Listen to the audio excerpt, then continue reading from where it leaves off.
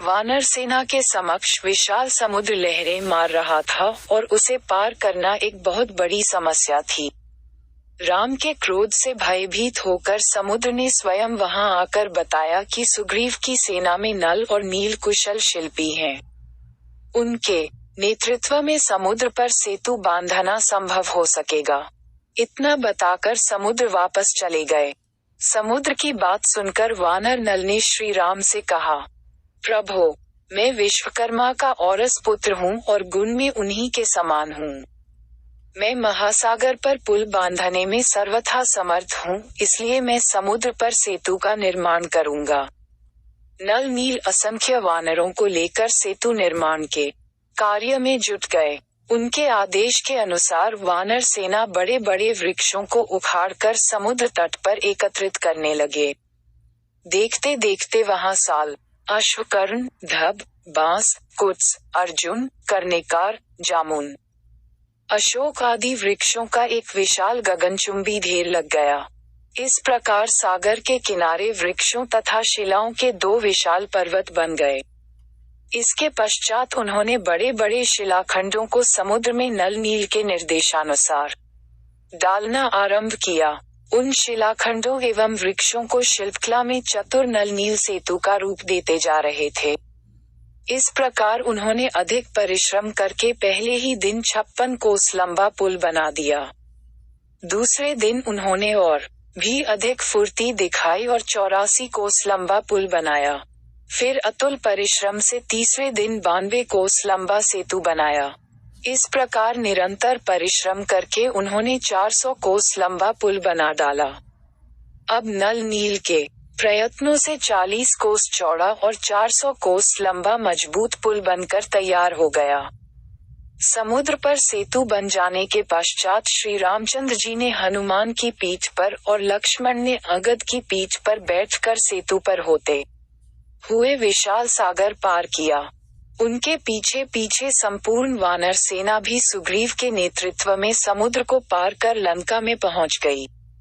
इस सेना के लंका में पहुंचते ही राक्षसों में भयानक हलचल मच गई। वे लंका दहन की घटना को स्मरण कर भयभीत होने लगे। उधर रावण ने शुक और सारण नामक मंत्रियों को बुलाकर उनसे कहा, हे चतुर मंत्रियों, अब राम ने वानरों की सहायता से अगाध समुद्र पर सेतु बांधकर उसे पार कर लिया है और वह लंका के द्वार पर आ पहुंचा है। तुम दोनों वानरों का वेश बनाकर राम की सेना में प्रवेश करो और यह पता लगाओ कि शत्रु सेना में कुल कितने वानर हैं, उनके पास अस्त्र शस्त्र कितने और किस प्रकार के हैं तथा मुख्य मुख्य वानर नायकों के नाम क्या हैं। रावण की आज्ञा पाकर दोनों कूटनीतिज्ञ मायावी राक्षस वानरों का वेश बनाकर वानरों सेना में घुस गए, परंतु वे विभीषण की तीक्ष्ण दृष्टि से बच न सके। विभीषण ने उन दोनों को पकड़कर राम के सम्मुख करते हुए कहा, हे राघव, ये दोनों गुप्तचर रावण के मंत्री शुक और सारण हैं जो हमारे कटक में गुप्तचरी करते पकड़े गए हैं। राम के सामने जाकर दोनों राक्षस थर थर कांपते हुए बोले, हे राजन, हम राक्षस राज रावण के सेवक हैं। उन्हीं की आज्ञा से आपके बल का पता लगाने के लिए आए थे। हम उनकी आज्ञा के दास हैं, इसलिए उनका आदेश पालन करने के लिए विवश हैं। राजा भक्ति के कारण हमें ऐसा करना पड़ा है, इसमें हमारा कोई दोष नहीं है। उनके ये निश्चल वचन सुनकर रामचंद्र बोले, हे मंत्रियों, हम तुम्हारे सत्य भाषण से बहुत प्रसन्न हैं। तुमने यदि हमारी शक्ति देख ली है तो जाओ, यदि अभी कुछ और देखना शेष हो तो भली भांति देख लो। हम तुम्हें कोई दंड नहीं देंगे। आर्य लोग शस्त्रहीन व्यक्ति पर वार नहीं करते, अतएव तुम अपना कार्य पूरा करके निर्भय हो लंका को लौट जाओ। तुम साधारण गुप्तचर नहीं, रावण के मंत्री हो, इसलिए उससे कहना, जिस बल के भरोसे पर तुमने मेरी सीता का हरण किया है, उस बल का परिचय अपने भाइयों, पुत्रों तथा सेना के साथ हमें रणभूमि में देना। कल सूर्योदय होते ही अंधकार की भांति तुम्हारी सेना का विनाश भी आरंभ हो जाएगा। श्री रामचंद्र जी के वचनों से भय रहित हो उनका जय जयकार करते हुए शुक तथा सारण लंका में पहुँचे और रावण के सम्मुख उपस्थित होकर बोले, हे स्वामिन, हमारे वानर सेना में प्रवेश करते ही विभीषण ने हमें पहचान कर राम के सम्मुख उपस्थित कर दिया, परंतु राम ने हमें निःशस्त्र दूत समझकर छोड़ दिया। अब रही वानरों के बल की बात, उसका पता लगाना संभव नहीं है, क्योंकि उनमें प्रत्येक के मन में आपके विरुद्ध क्रोध तथा घृणा की ज्वाला धधक रही है।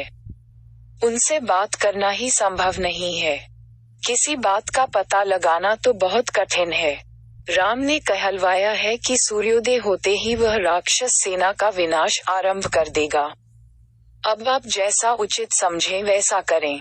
दोनों मंत्रियों के ये वचन सुनकर रावण क्रोध से उबलते हुए बोला, चाहे कुछ भी हो जाए, मैं किसी भी दशा में सीता को वापस नहीं करूंगा। मुझे विश्वास है, राम अपनी सेना सहित युद्ध भूमि में मेरे हाथों से अवश्य मारा जाएगा। मंत्रियों के उत्तर से संतुष्ट न होकर रावण ने कुछ अन्य गुप्तचरों को छद्म वेश में वानर सेना में भेजा।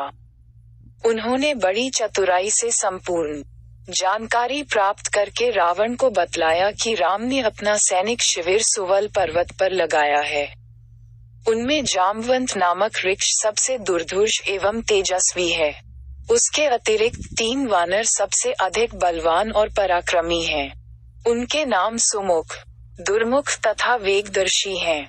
नल नील उस सैनिक टुकड़ी के अध्यक्ष हैं जिसने समुद्र पर सेतु बांधा है। अगद अपने पिता वाली से भी अधिक तेजस्वी एवं बलवान है।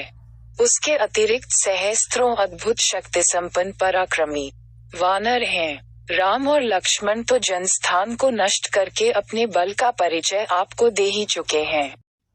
अगर आपको वीडियो अच्छा लगा तो सब्सक्राइब करें और शेयर करें एजुकेशन स्टोरी।